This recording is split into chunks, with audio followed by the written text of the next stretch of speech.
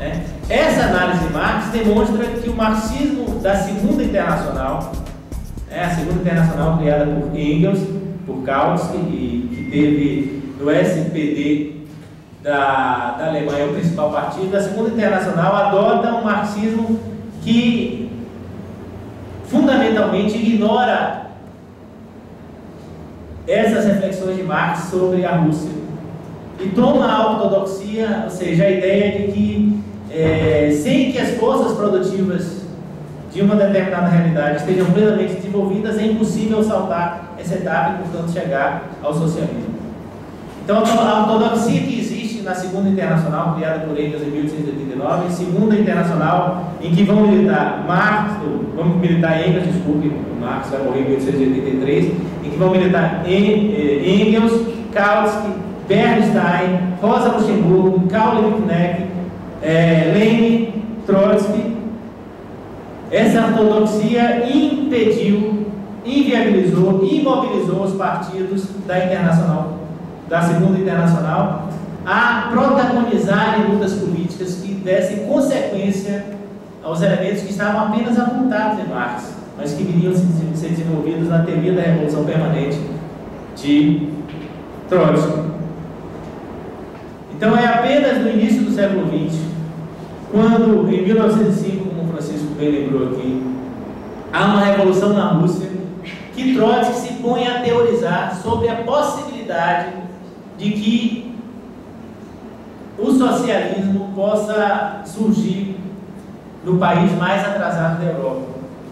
Veja, nessa altura aí já existia o Partido Operário Social Democrata Russo, que tinha sido fundado em fins do século XIX, e este Partido Operário Social Democrata Russo, em 1903, tinha realizado um congresso. Neste congresso, que terminou sendo o congresso do surgimento das duas principais frações do Partido Operário Social Democrata Russo. Vejam, não existiam só duas frações, mencheviques e bolcheviques. Existiram outras frações, mas as principais frações do Partido Operário Social Democrata Russo surgem em 1903, e essas frações estão estão um pouco matizadas pelo debate que foi provocado pelo livro de Lenin, que era, na verdade, um escrito feito para a intervenção de Lenin no Congresso, que foi citado aqui também por Francisco, que chamava Que Fazer. Neste livro, Que Fazer, Lenin dizia que não era possível construir organização revolucionária na Rússia sem construir um partido que fosse formado por militantes abnegados, militantes revolucionários, profissionais,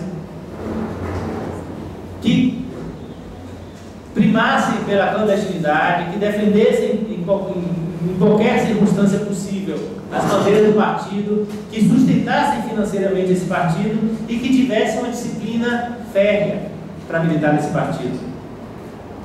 A partir dessa obra surgem as duas frações, né, a menchevique e a bolchevique, e quando há o surgimento das frações, Trotsky, como o Francisco também lembrou aqui, ele desconfiava da proposta de partido que estava contido na obra Que Fazer, e quando há o fracionamento, Trotsky, por uma identidade com as figuras mais velhas do partido, que eram representadas por Martov e por Axelrod, Trotsky rompe pelo lado dos mencheviques.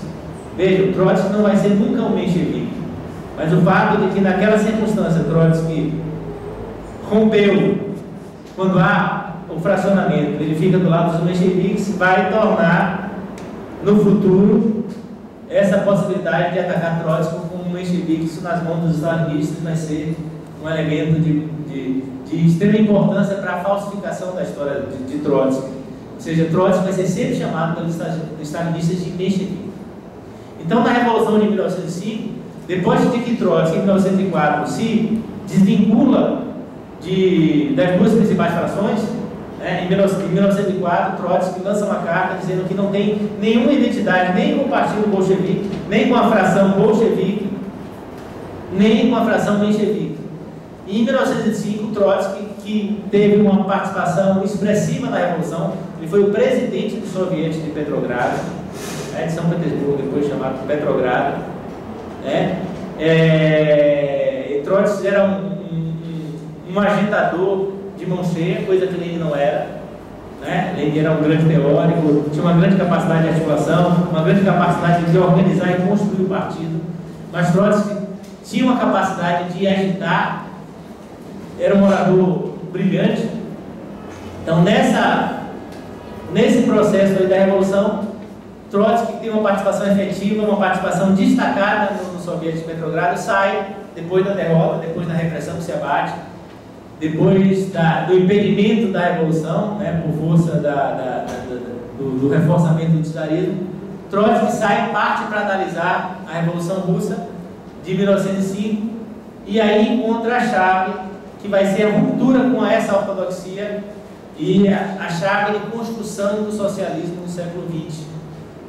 Porque é justamente rompendo com essa premissa de que somente com o desenvolvimento das forças produtivas é que o socialismo podia vir, né? O Trotsky rompe com isso. Trotsky debate inclusive com Lenin. Lenin vai ter um livro publicado em 1906 chamado As Duas Táticas da Social-Democracia na Revolução Democrática.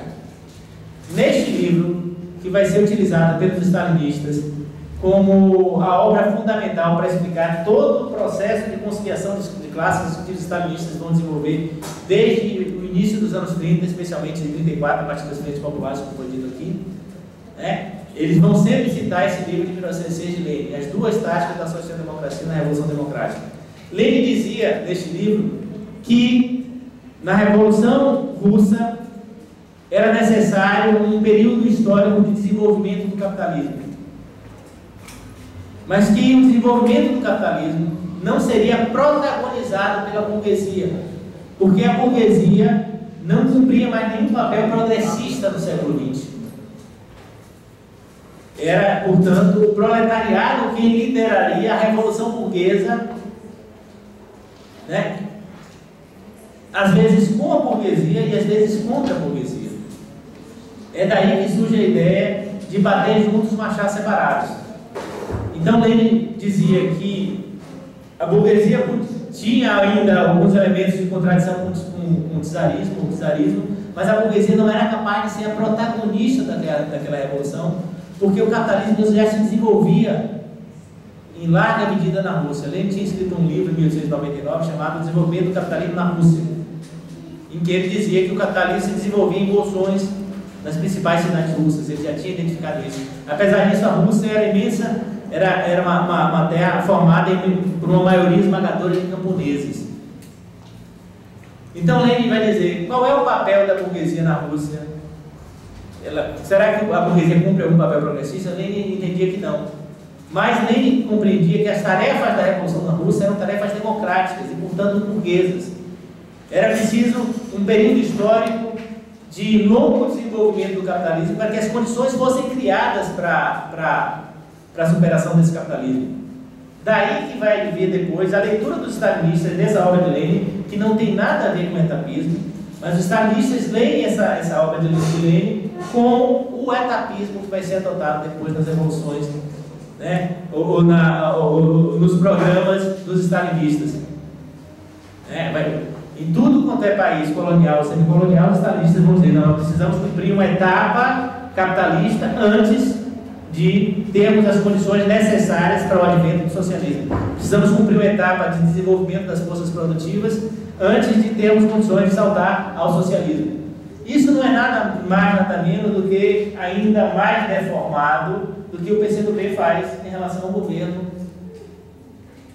de Lula, os governos de Lula e de Dilma. É acreditar que eles estão cumprindo essa etapa de desenvolvimento do capitalismo para lá adiante, sabe-se lá quando, daqui a 50, 100, 200 anos, né, a gente voltar a falar de socialismo. Né? Então, Lenin tinha essa compreensão que não é nada de etapismo, né? Era uma compreensão que, debatendo com os mencheviques, que acreditavam que o proletariado não cumpriria nenhum papel de protagonista, né? O debate de Lenin com os mencheviques e com os economicistas, né? Os setores da social-democracia na Rússia. Lenin diz que o proletariado, ou o proletariado protagoniza essa revolução, ou essa revolução não vai acontecer porque a burguesia não cumprirá nenhum papel. né? É debatendo com Lenin que Trotsky vai desenvolver a teoria da Revolução Permanente. Porque Trotsky tem um acordo com Lenin de que a Rússia precisa passar pelo cumprimento das tarefas democráticas da Revolução. Entretanto, o raciocínio de Trotsky é o seguinte: se essas tarefas da Revolução, sendo democráticas, são cumpridas pelo proletariado, o proletariado não vai se deter nessas tarefas democráticas. Então, no cumprimento dessas tarefas, na medida em que o proletariado se enfrente com o czarismo, né, e derrote o czarismo, derrote a autocracia, o proletariado, posteriormente, ainda aprofundando as circunstâncias em que a revolução está sendo dirigida pelo proletariado, o proletariado vai aprofundar essa revolução e transformar essa revolução de revolução democrática em revolução socialista. E essa revolução socialista dirigida pelo proletariado iria se completar no momento em que a Revolução Europeia se consumasse, no momento em que a revolução no resto do mundo se consumasse, e aí do desenvolvimento desigual e combinado dos diversos países sob o capitalismo, né, já que alguns países eram extremamente desenvolvidos e outros extremamente atrasados, na medida que esses países transitassem ao socialismo, a revolução poderia, nesta circunstância, encontrar o caminho para efetivar o socialismo como um meio de transição à realização do comunismo.